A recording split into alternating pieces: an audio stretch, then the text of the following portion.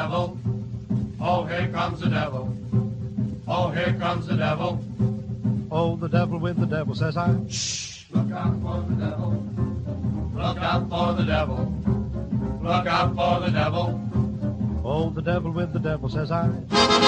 You're so afraid of old man Satan, now why don't you stop your hesitating?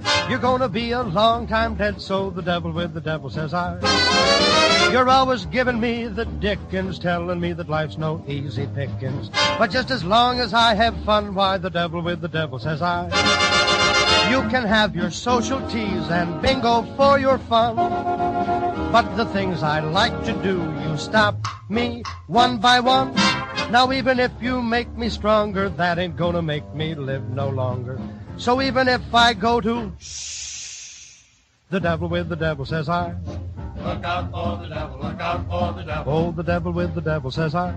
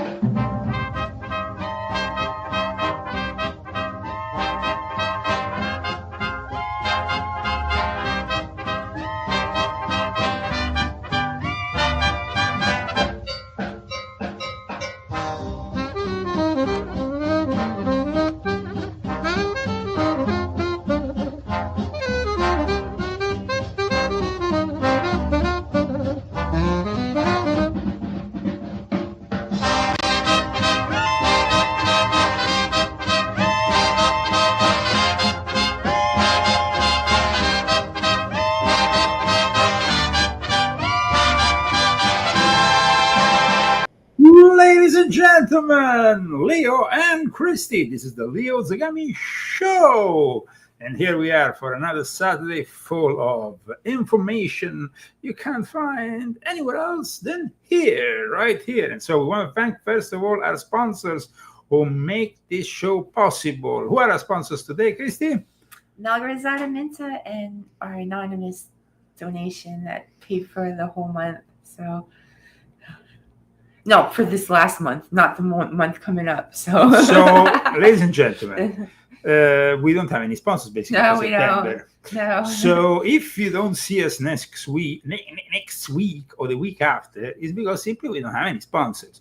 We rely on you for our sponsorship, and because we're not really selling that many books. No, we're lately. not. We sold one yesterday and two one today, That's two terrible. the day before. That's terrible. And then one day it was 0. So Oh God. it's like $10 a day. No, that's not possible, guys. So, like I said, we might take a break if we don't have any sponsors. But if you want to help us out, you can do it through GoFundMe or Cash App.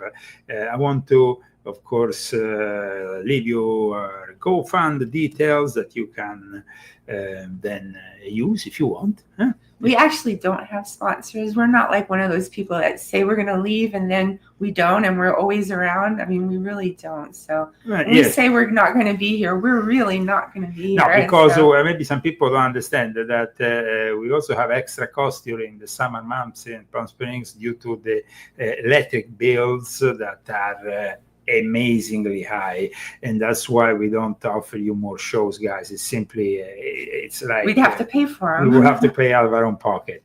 But today we are discussing something that I wanted to discuss for a long time: Martinism, the Martinist order, this Martinist esoteric current.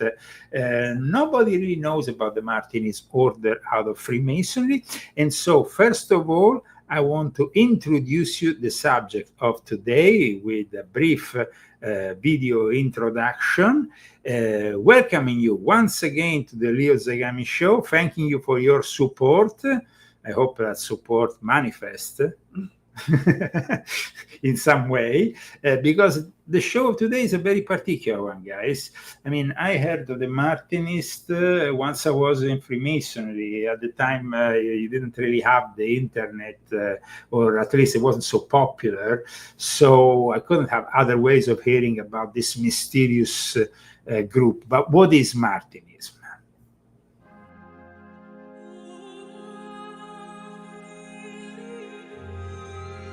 Martinism is a form of mystical and esoteric Christianity concerned with the first man's fall, his state of material privation from his divine source, and the process of his return, called reintegration or illumination. The Martinist tradition is based on the teachings of Louis Claude de Saint Martin, a French mystic and philosopher from the 18th century, and his predecessors, Martinez de Pasquale and Jacob Boehme. Martinists are often associated with Freemasonry, and the tradition has been perpetuated through several Martinist orders, each offering different interpretations of the philosophy. Martinists believe in a higher spiritual realm and seek to attain this higher understanding or consciousness through ritual and symbolic acts.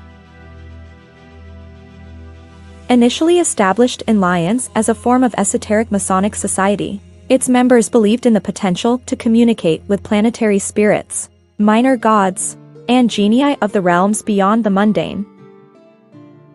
Louis Claude de Saint Martin, born in 1743, started his career as a distinguished military officer. However, he left this path to dedicate himself to scholarly pursuits and the arts, ultimately becoming a fervent theosophist and a follower of Jacob Boehme. He endeavored to restore Masonry to its original character of occultism and theurgy but was unsuccessful. Initially, he designed his rectified rite to comprise 10 degrees, but after studying the original Masonic orders, he reduced them to 7. Masons have criticized him for introducing certain concepts and adopting rites that diverged from the archaeological history of Masonry. However, this was also done by Cagliostro and Saint Germain before him, as well as all those who were well acquainted with the origins of Freemasonry. The Martinist doctrine is based on reintegration, the belief that humans have fallen from the spiritual world into the material world, and must seek to ascend back to the spiritual world. This is achieved through a process of spiritual transformation and inner enlightenment. Martinism continues to be practiced by various groups worldwide, each with specific rituals and teachings. However, they all share a common belief in the fundamental principles of Martinism: the fall and reintegration of the human spirit.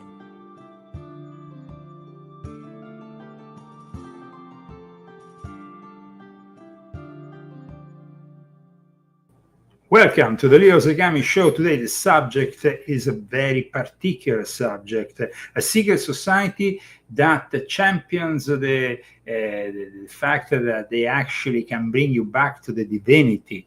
There is actually a book here, The Great Book of Nature. It's a book from the 18th century that was republished 100 years ago in Italy by a guy called Vincenzo Soro with his commentary that introduces very much this subject. It's kind of a little bit like, we were kicked out of the Garden of Eden and we are like brought back into that knowledge that of course brings us to the tree of life. And there is actually here a sort of depiction of how the system, the initiatory system, positions the Martinist order at the highest levels within the Illuminati. The Illuminati, of course, that ultimately are controlled by these invisible masters and these Rosicrucians. But however, why we know so little about them? There is 3 branches really of Martinism. I had direct experiences with the Martinist order when I was a Rosicrucian. I worked with them. And so I had various experiences with the positive side of Martinism as well as the negative side of Martinism. there is three branches. One is the branch connected to the teachings of Martinez de Pasquali, this gentleman who wrote actually the book that talks about reintegration. It's an unfinished book, a book that is very interesting, a book that maybe a lot of people will be, if they're curious enough, they can find on the internet. But at the same time, of course, the guy who gives the name to Martinism, which is that other phase, because you have the Martinizism and then you have the Martinism. Claude de Saint-Martin was the secretary of Martin de Pasquali. And so he was known as the unknown philosopher, and he was also a guy who was very knowledgeable about things. Now, we want to know more about this figure, Claude de Saint-Martin, but we want to also know more about Martinez de Pasquali. So today I want to introduce both of these figures, as well as another figure, Willermoz, who instead brings what he has learned from Martin de Pasquali into the Masonic realm through the rectified Scottish Rite, which was born within the strict Templar observance. So people, of course, will be very confused with all these names, and they will have a difficulty in understanding about all this. But let me explain you why it was so groundbreaking at the time, this treatise of on the reintegration of beings, which is this unfinished esoteric work of Martin de Pasquali, the founder also of an order which functions as an inner circle of Illuminati. When I was actually within British Freemasonry, they came to me and they said, the real Illuminati are the Louis de Cohen, the inner circle of the Martinist order. And so very little is known about the Louis de Cohen, but they were born out of the teachings of Martin de Pasquali, and it was actually Claude de Saint-Martin was initiating this Louis de Cohen. Louis de Cohen is still a Masonic order. However, Louis Claude de Saint-Martin went on writing himself a few important books, and eventually he came out of all these orders because he didn't like the whole thing. So he wanted to bring everything back to a more simple way of the heart. However, today, Martinism is known by its symbols. First of all, the Martinist pentacle, which is a symbol of the universe, not to be confused with, of course, the Seal of Solomon, though there is actually historians like Scholem who said that the Sabbateans were connected with Martin de Pasquali. So once again, we find also a darker side that might also emanate because of this connection with the Sabbatean. And of course, they later became the Sabbatean Frankists. Now, on the contrary of Freemasonry, you don't wear aprons. You wear a collar, eventually, on the third degree. You wear masks, and you have a different kind of look from Freemasonry. So let me show you, first of all, the exterior of all this, and also the symbolism behind it. They wear masks because they want to, they claim, they want, in this case also, you can notice that this guy is a priest. It looks very eyes wide shut. Yes, it looks very eyes wide shut. And also the fact that SI, like I wrote in volume 12 of my Confessions, is Società Jesus, is the initial of the Jesuits. Yeah. This is the pentacle symbol. This is, of course, a superior inconnu, which means a third degree, which means a guy who is there to initiate others. However, Martinism, describing it simply as syncretic Gnosticism, would be a little bit of minimizing something which is much more profound. And so today, first of all, like I said, we would like to show, of course, the differences. Like you said, eyes wide shut. This is an even more ominous image of a Martinist gathering, and they have the mask. First of all, is a symbol. It's a symbol that means that you want to erase yourself and your ego when you go into this kind of lodge. Every single thing they're wearing has a symbolism very strong. The mantle, what they're wearing, the cloak, is also part of their symbolism. I have, of course, like I told you, I had experiences directly with the Martinists, and today, of course, I have also a document whereby I would be able to show you from this document from the late 1800s that was made by the General Delegate of the Supreme Council of the Martinists here for the United States of America. I will be able to introduce you better to some. You see, this was 1896, and it says here, the secrecy of the present document is left to the loyalty and the honor of the one to whom it is trusted. The initiations, of course, can be very picturesque, very beautiful. But first of all, I would like Christy to read from the preface here, because we understand really what they are about. Can you read it? You can see I it? can see it. When, at the decadence of the royal art, the Rosicrucians of England, our predecessors, buried in the naive symbolism of a decaying corporation of mechanics the secret of their operations, they believed that the tradition of their art would reach future generations in all its purity. Ingenious as it was, the intention of these lust adepts was not fulfilled. Last adepts. I said lust. Yes. Oh, last. I thought it was, okay, yeah. Well, it's very light. Okay, the last adepts was not fulfilled. Nowhere has the sacred science suffered from more severe mutilations than in the bosom of that brotherhood, which has descended to the rank of a society ignorant of its own nature and its primitive aim. So here we have... you read that very well. Oh, thank you. Well, you're always telling me I don't read so well, so I'm trying to improve. No, well, then I don't read well when I say it, so... No, but what we see from this introduction, this preface, is like an intention of taking over from the decadence of the royal art, of the Rosicrucians, of the past brotherhoods that were not reflecting really this great work, which is the work of perfection that one does on himself. But we will learn more about this during this show.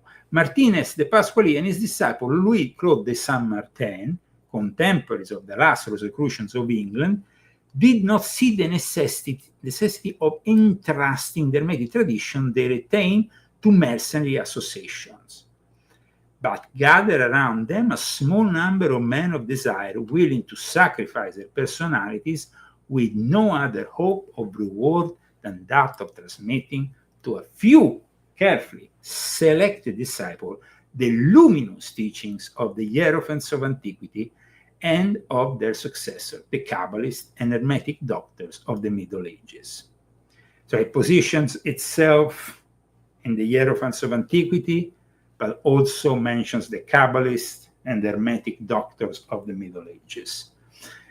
Martinism, they say, lived obscure and away from the convulsions of societies, at least in the exterior circle, absorbed in the contemplation of the great mysteries of nature, till the universal movement towards idealism upon all the surface of the globe bore an eloquent testimony to the opinion advanced by every true and honest observer.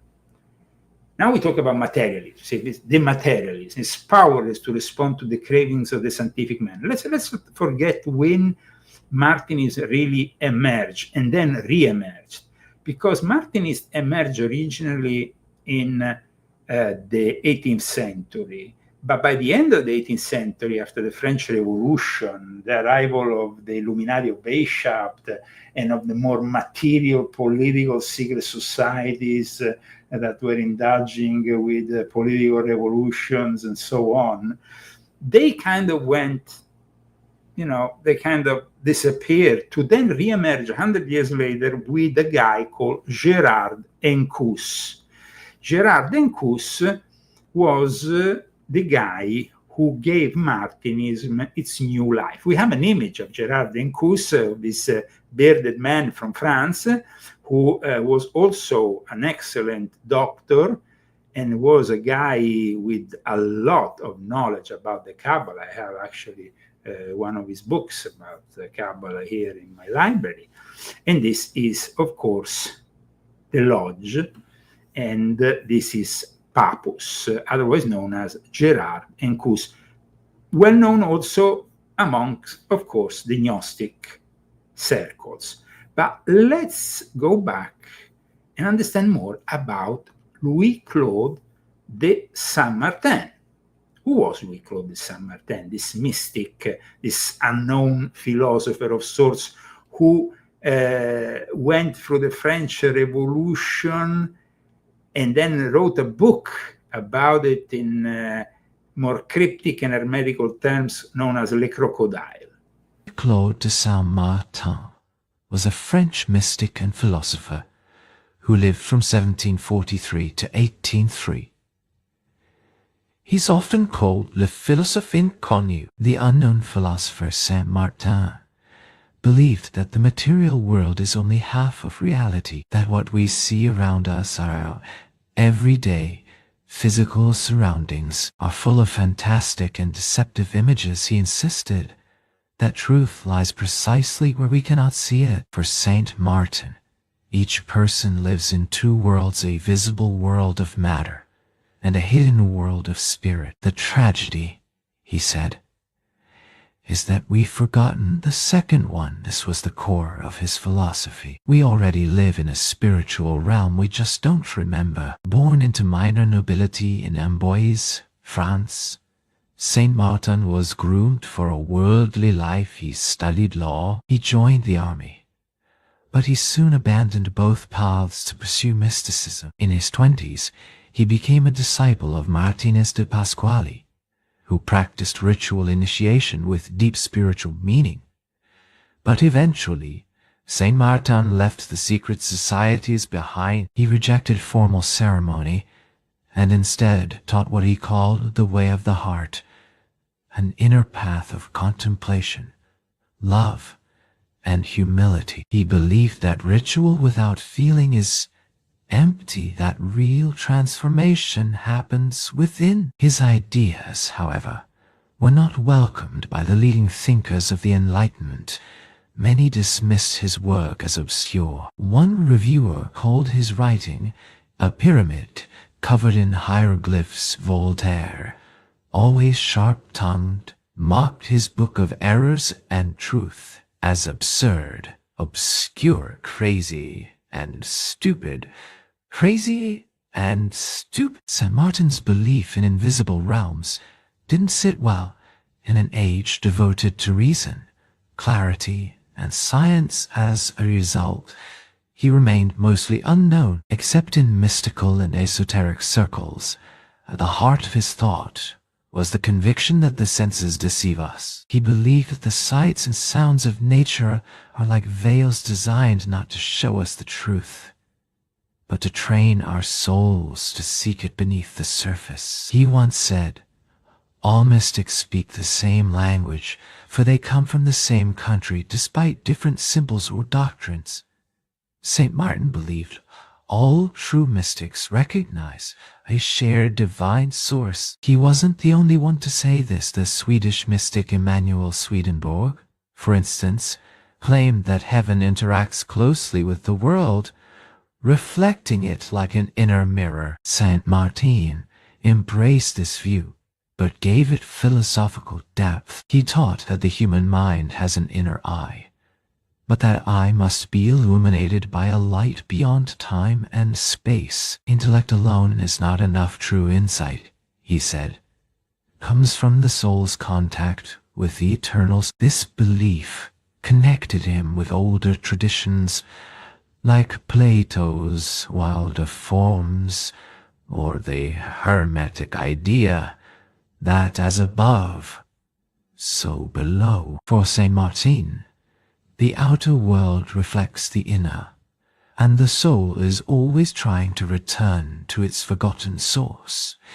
He saw mysticism not as escape, but as recovery. Our remembering his spiritual path was deeply Christian, but not conventionally religious. He warned against what he called churchism religion as empty form, without feeling. Instead, he invited people into an inner experience, an unbreakable union with the divine. He wrote that the real initiation is to enter into the heart of God and make God's heart enter into us. He compared this to a tree drawing strength from its hidden roots. If we go deep enough into ourselves, he said, our outer lives will naturally bear fruit. This echoes other Christian mystics like Saint John of the Cross, who spoke of the soul tasting God directly, beyond word. For Saint Martin, too,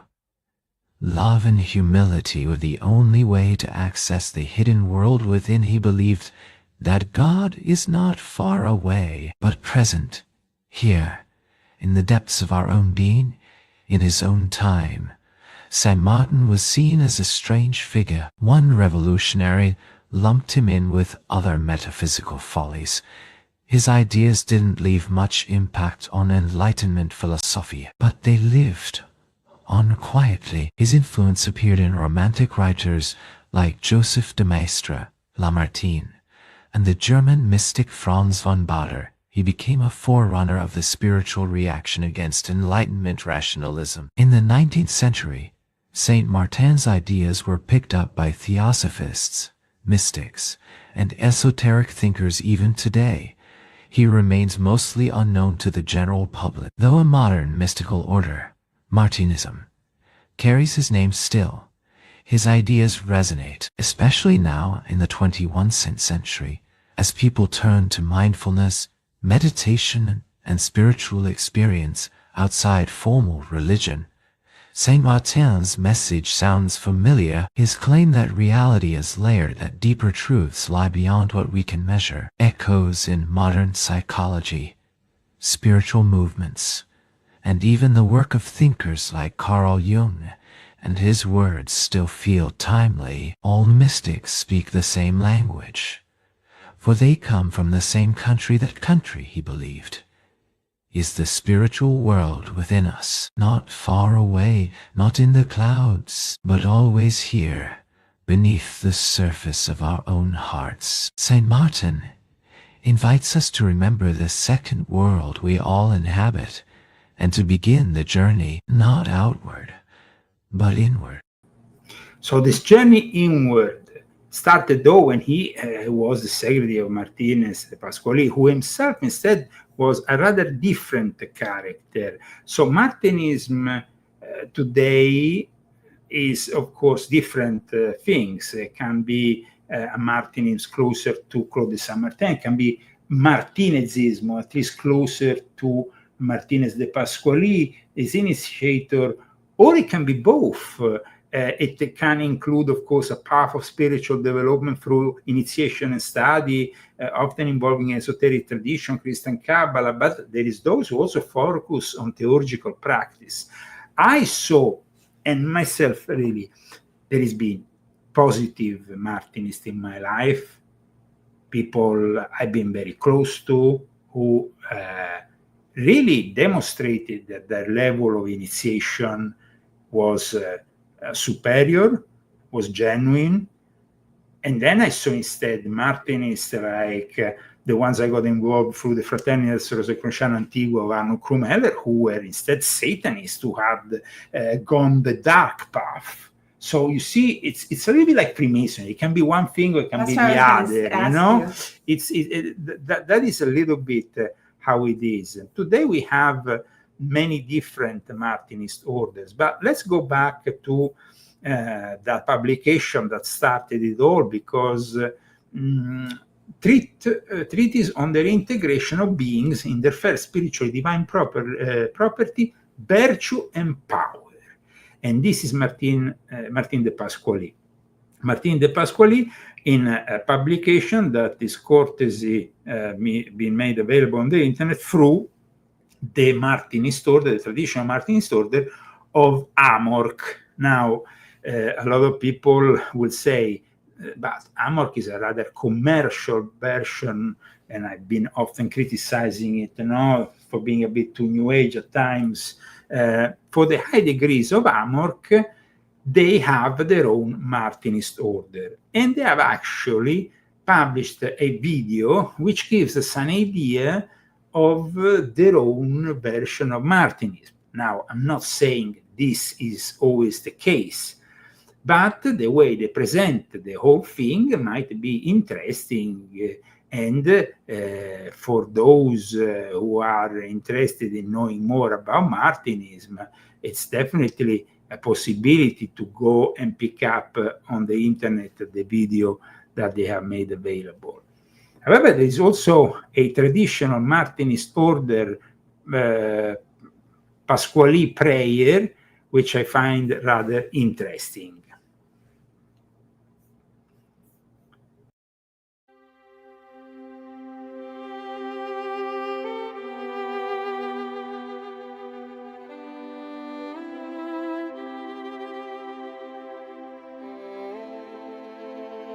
At this time, everything sleeps in the nature of material and corporeal beings. I will soon sleep myself. It is in this time of silence and rest that at times you deign to manifest yourself to humanity by the ministry of your divine intelligences.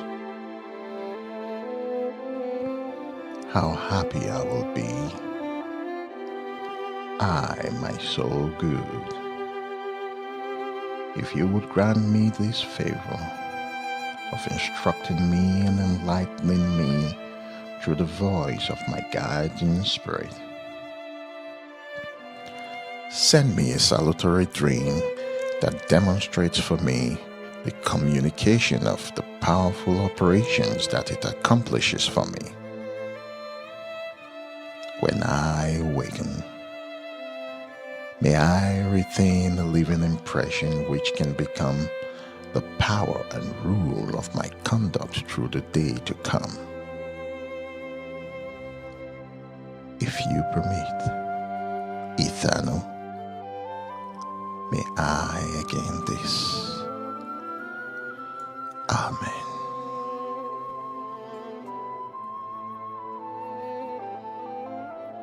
Prayer to reconnect somehow with the divinity. What do you think, Christy? I mean, it must be. Is it God? Of course, it's going back to God. Well, there's nothing wrong with that. Everybody needs to do the that. incredible thing about Martinism is that it reinterprets also Freemasonry, where the lost word is actually Jesus. I mean, if the lost word is Jesus, for the Freemasons, maybe they should have thought about it before, without having to go through all this. No? But I think that the things that I heard that you talked about, like the parts like banishing the ego and the spiritual journey, I understand it. And so the God initiates that. You can't do it yourself. And so if he could write it down, that's incredible, because he's able to remember and write it down with clarity. But who knows, because once you start, I don't know. Now, first of all, let me explain. This dimension is pretty corrupt. So. Yes, this dimension is pretty corrupt. And here I wanted to show, if it was possible, something. Let me see if it's possible. I have to check out the actual Martinist evolution. You see, they were evolving in a time in which you had also a different kind of Illuminati. here you see it.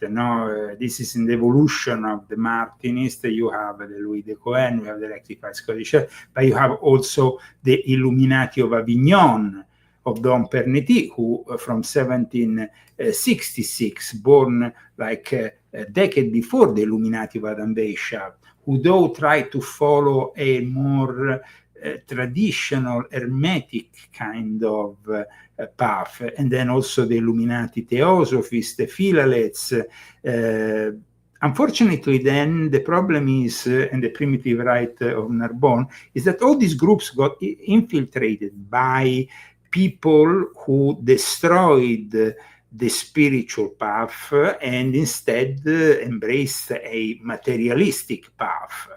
Now, Claude de Saint-Martin wrote various books, Des Erreurs de la Vérité, which is a very important book, but then, of course, further on, he wrote Les Crocodiles, like I said, a kind of a coded interpretation, a study of the astral of what really went on during those really difficult times of the French Revolution that changed forever the history of France and of the world. People of all conditions and religion can be admitted in theory to the order of the Martinists, because then you have, of course, men and women that are allowed, but then there is some groups that say within the groups you have the Louis de Cohen, and the Louis de Cohen has to stay traditional and only for men. There is all sorts of rules, and of course, like we said, there is also all kinds of Martinism that we find, some of them better than others, some of them actually even going into the dark side. I want to show you, for example, a list of the Martinist order. But before that, like I said, there is these symbols. The mask, the symbol that hides the initiates from the demands and distractions of the material world, that represents the barrier to a spiritual materialism and the ego. You have the cloak, which is the traditional initiate vestment that symbolizes the protective barrier, allowing the wearer to operate in both the material and spiritual realms. And then you have, of course, this cord that they wear, the cord belt, which symbolizes solidarity, perseverance, temperance, and the concepts of reintegration, which is central, we saw from the very beginning, for the process in which the human soul undergoes illumination and returns to its divine source. We have an encouragement towards self-reflections and a pursuit of wisdom to understand the inner self and its connection to the universe. So all this, of course, like I said, there is some groups which are positive, other groups which are less positive, and it's quite interesting the fact, though, that when you get into the third degree, which is the degree of unknown superior, there is actually this SI, which represents the Society of Jesus. And so it means that at one point, the Jesuits, seeing, that this could be actually an opportunity to infiltrate Freemasonry, they position themselves there. And that's why here, for example, in the official page of the Martinism in England, you have in this degree that of unknown superior or Society of Jesus. But conventionally called unknown superior, one practices the principles learned in the previous two degrees and learns the history and philosophy of traditional Rosicrucianism and Martinism. And of course, the order Martinist et Synarchique is the one that then with Papus became one of the most prestigious and is still probably amongst the most prestigious Martinist order. Though, like I said, there is a variety of Martinist orders, and they, of course, use the symbolism of the sword and the mask. Here, This, for example, is a Brazilian Martinist Hermetic order with this is the traditional symbol of the Martinists, the sword and the mask, and the grade 3 superior incognito workshop. In this case, this is from a superior incognito workshop. Welcome to the Leo Zagami Show. We have a lot of people watching us from all over the world. The subject today, of course, is a perilous subject, is a subject that might not be easy for everybody, but it's very important because it's been discussed very rarely, especially in connection to what is happening today. Now, amongst the Martinists, there is also a very important moment in history that has changed the history of mankind, because aside from the French Revolution, Claude de Saint-Martin, when Papus Gerard d'Encausse took over the idea of revamping the Martinist order, he went to the court of the Tsar. It was a Tsar who would be, of course, overthrown by the Bolsheviks, by Vladimir Lenin. It would be a Tsar that, of course, was very much also distracted by Rasputin. Rasputin would be considered actually very evil by Gerard d'Encausse, and another figure of great importance that went with him to the Russian court. Now, some people accused Gerard d'Encausse of distracting the Tsar in a very difficult moment for the history of Russia. But he went there with this gentleman who seems like a very modest gentleman. But this modest gentleman apparently had as much powers as Rasputin. Remember, Rasputin had magical powers, great powers. That's why he was in the Russian court. It wasn't just...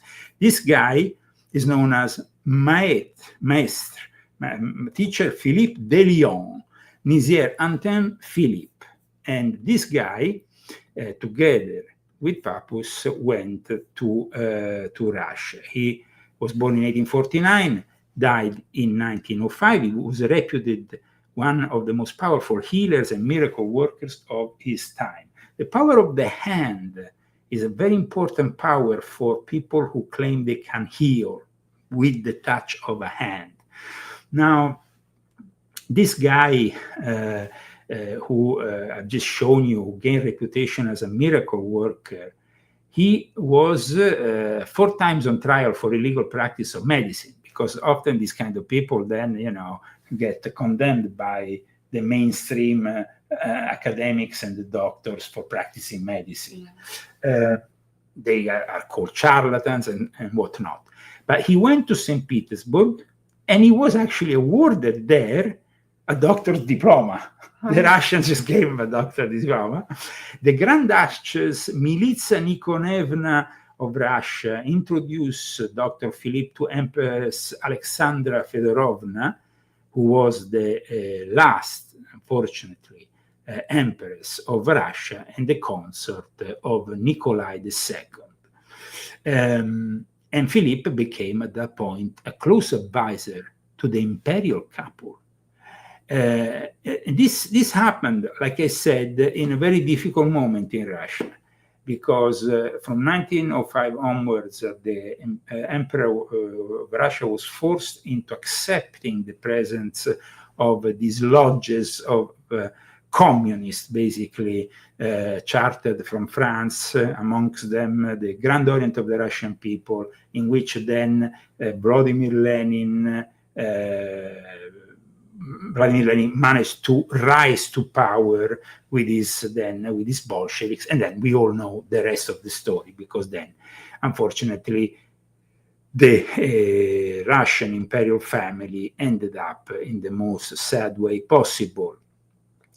But one thing is very indicative of Philippe's death, because his family discovered that when Master Philippe, because that's Maître Philippe means Master Philippe, died, he was paying the rent to 52 families in need. Aww. And his disciple, Jean Chapin, continued to pay all the rents until his death in 1932. No, they must be good. So there is some elements in this story. You see, there is a lot of controversy surrounding Gerard Dencous, Papus, surrounding Master Philip, surrounding Martinism, but the fact that they were actually doing some good at times, and this good was actually visible. It wasn't just theoretical. It was actually manifested in real things. It is rather interesting.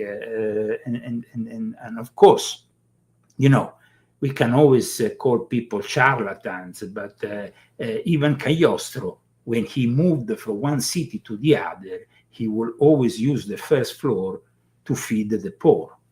This was a rule of his own school, of his own making, because by feeding the poor people, by helping the poor people that then pray back to you, you can in a way benefit and then heal other people. So there is initiatic powers that are known in Martinism, but Martinism is also about prayer. Prayer is a very important tool within the Martinist, fold. Prayer is considered in this day and age by the Martinists still, and because I studied some of the more recent publications on Martinism, is still one of the most important things. Prayer, which in a way helps stress, helps healing, and in a way prayer helps. I'm not saying that prayer can be a substitute to a medicine, but we are also at times using and abusing medicines. Isn't that the case, Christy? Yeah, totally. Okay. Oh, yeah, totally. Okay. Absolutely Prayer to God. I'm not saying that the prayers have to be to some, we have a corruption of the so-called experts, of the so-called doctors, of these people who go and come out of a university calling themselves doctors and then are basically mercenaries of the big pharma. Now there is a lot of controversy. We see there is a lot of controversy with Make America Healthy Again, with what Kennedy wants to do. Because, of course, he has cleared up the CDC of people who, during the pandemic, forced us in the most insane choices. And those choices harmed us. People who were forced into vaccinating themselves and then now have to pay with the sicknesses and stuff that go with it. So, I think that we have to understand that the mind takes this energy, that our thoughts create a better reality. And if we, of course, have this conscience, this awareness, and this experience, we can actually help healing each other, help healing other people. So the nature of prayer, but also the nature of creating prayer chains. Now, I remember with Dr. Safwat, this guy who used to help me out for many things. He lived in Cairo, and he explained me how he had a chain of people praying for him, both amongst the Coptic Christians as well as the Muslims, and creating a power that was then used for the benefit of the people. So praying is not just something, this week, a terrible tragedy happened, guys. We all saw it. a guy identifying himself as a woman went and shot and killed 2 kids and injured many others, and everybody, of course, saw the demonic. And at one point, then you had also people on the left, like Jen Psaki, who went on TV saying, the prayers, we don't need the prayers. We don't need the prayers. I mean, the whole thing that went on this week against prayers and what the Democrats have done by saying something like that is revolting. I mean, of course, Jen Psaki can say whatever she wants. We are free to say whatever we want. But I mean, the fact that she went on an anti-prayer rant in a moment in which families were mourning for the loss of their kids, for the kids getting injured while they were in a mass at the opening of the school year. I mean, Jen Psaki is, of course, being criticized, but the power of prayer is a reality that doesn't have to be just joked around like Psaki.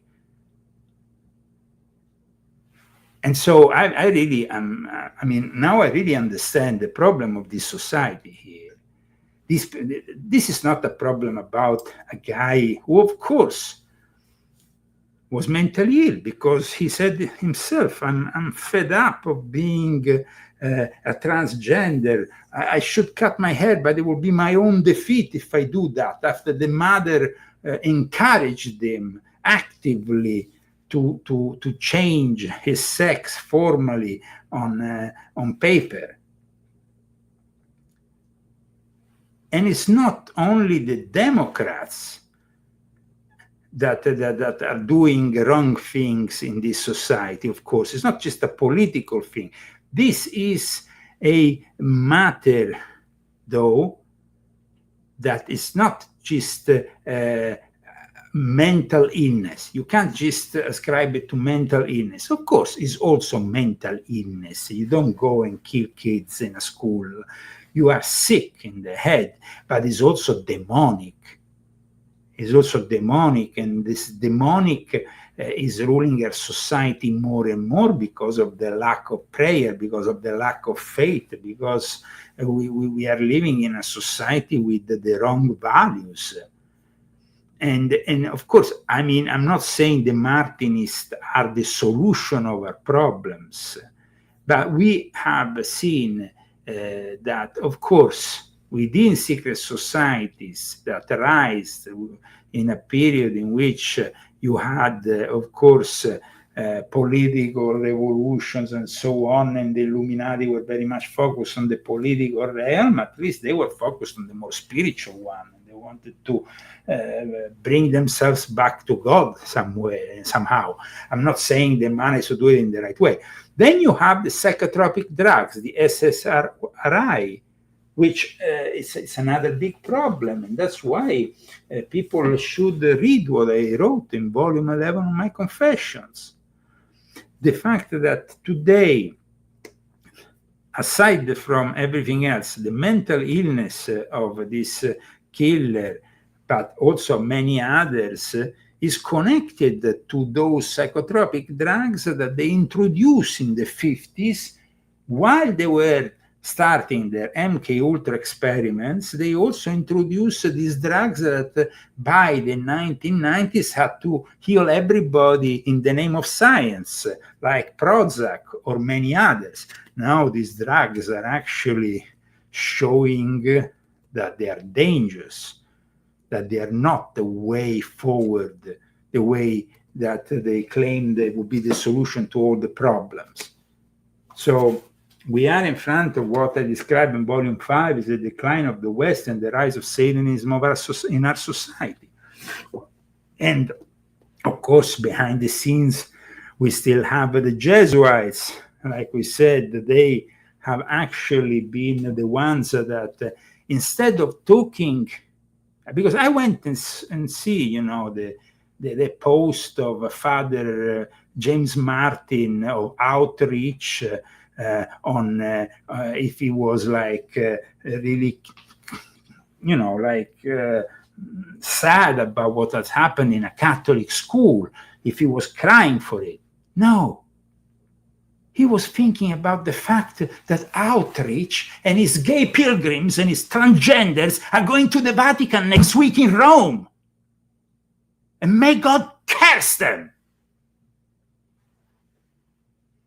Because that's something that we're gonna remember, dear Father James Martin. Your sins are ascribed, written, and denounced in this book, and you and your outreach pilgrims in Rome, may the curse of God come upon you in this city, which is my city, not your city. Just so you know. I take my own responsibility for my words, they're not my wife's, but I want to be very firm. If you represent outreach, which claims to be the way in which the transgender, the LGBT community comes together, you should be mourning for what happened in a Catholic school. You shouldn't be going to Rome and, saying, I'm going to take a break from writing on Twitter X because now I'm busy. I'm going to Rome with all my friends. We have eyes to see here, Father Martin. God is watching you, Father Martin. Remember that. Nobody's stupid here. In Naples they say, "Ca nessuno fisse." So I'm very much talking to you, Father James Martin. This charade that you have created, that you're going to bring in front of the Pope on the Jubileum as a pilgrimage, welcome. God loves you. We would like to know a little bit about why the Pope, you see, Rome, Jubilee year, Rome, with mass pilgrimage in front of the Pope, and you don't apologize for what has happened in a Catholic school with kids? I'm sorry, Sodomites. I'm sorry. God is willing to forgive you, but you need to really change your attitude, because pride is of Lucifer. Pride is of Satan, who goes in front of God thinking he's the most beautiful, but he gets kicked ass and sinks below the pits of hell where he still is. There is no reigning in pride. There is no reigning in pride. That's for sure. And I hope that people understand why I've said what I said just now. Because, you see, I follow Father James Martin on Twitter to know what Father James Martin does. Because I'm very interested in following the enemy. It's very instructive to follow the enemy. So let's go and check Father James Martin. Because, like I said, it's about understanding the enemy and what he does. And if he doesn't talk about, if you don't talk about the problems, it's very difficult, So I think that is a scandal, absolutely a scandal, that Father James Martin is not going to Rome, kneeling down all the way as a Catholic should do. He should go in those steps. Remember in San Giovanni, where you go and you go up and you on your knees, you go up these stairs. On top of that, we see that Father James Martin is also canonizing one of the most dangerous and deceptive religious teachers of our time, Jesuit Father Teilhard de Chardin. Another guy I've been talking in this book. I've been talking in volume 6.66. I've been talking in volume 7, a guy who inspired basically what we now call the internet, and whose work has been very important for the Jesuit order. So I hope that, guys, we can really get to have a better church, but I have my doubts about today's church. I really have my doubts. I have my doubts that the church of today can bring us anything positive with this kind of characters. We said that Father James Martin is actually the communication expert behind Pope Leo XIV. So everything he does is about that, no? So Pope Leo XIV, among the most influential people in artificial intelligence. Oh, wow. What do you want, a cookie?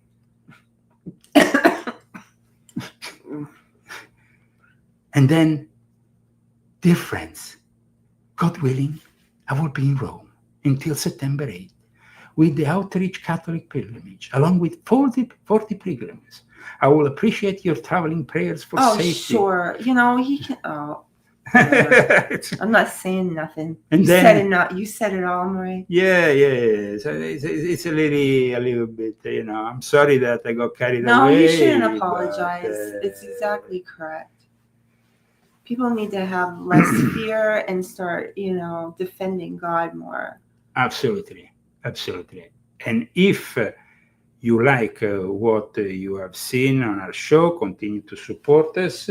Definitely get volume 12 of my Confessions, because this is the last book of my Confessions of an Illuminati, and it's the most powerful installment that can be read without reading all the others, and is dedicated to the core problem of today's society, which is the Jesuits. God bless you all, guys.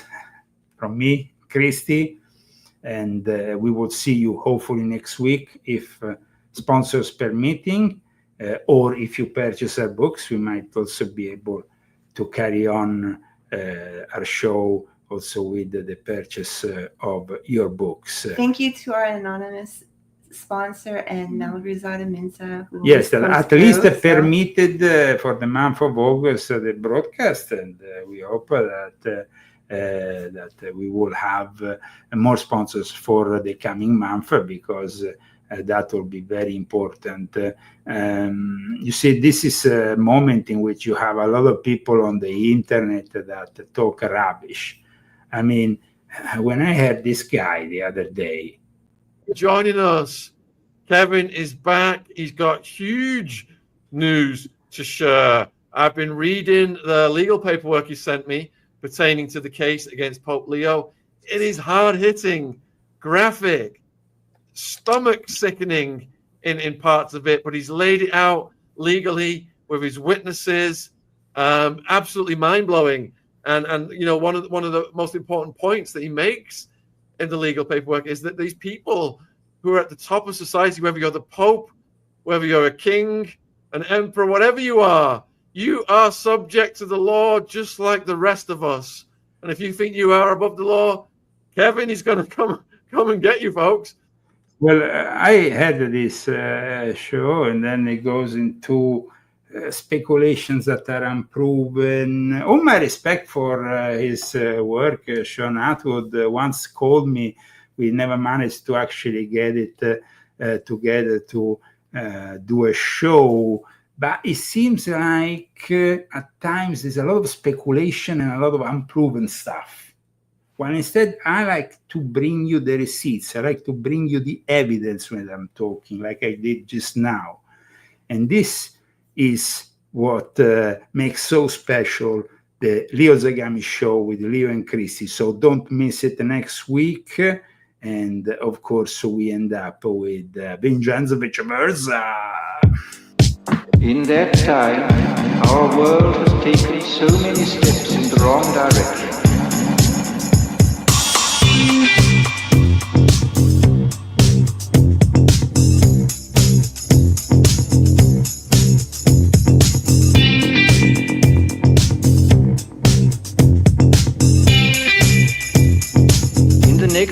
utopia, science, technology, social organization. We see, we made the great pictures today. Do you want to show them? Let me show the margarita, guys. I have to show you. Let's stop everything. We need to show you the margarita that I made today, guys. With the Christy, we made a fantastic margarita. We didn't even fight. Not once. No, it was perfect. We did this margarita. Guys, if you want to do a margarita like this, you can find the book on Amazon. It's the Zagami Family Cookbook. Let me show it to you.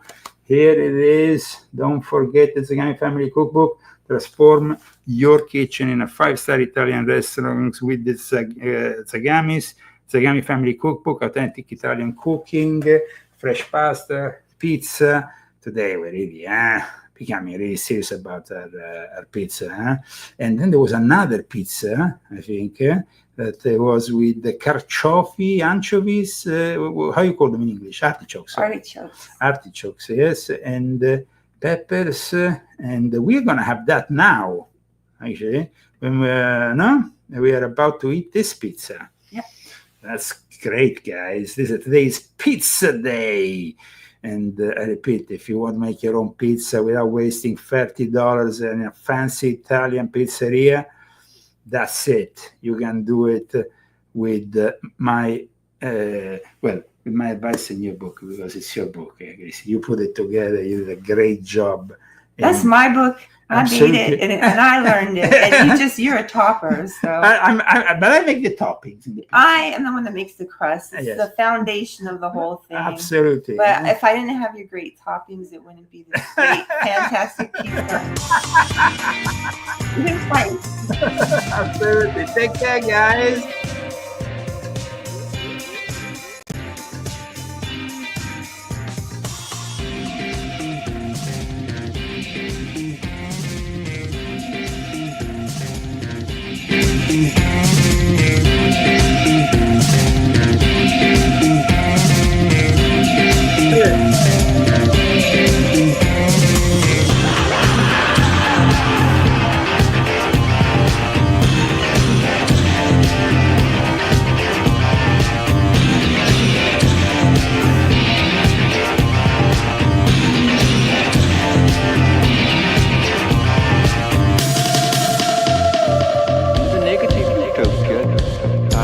Technology, social organization, dehumanization.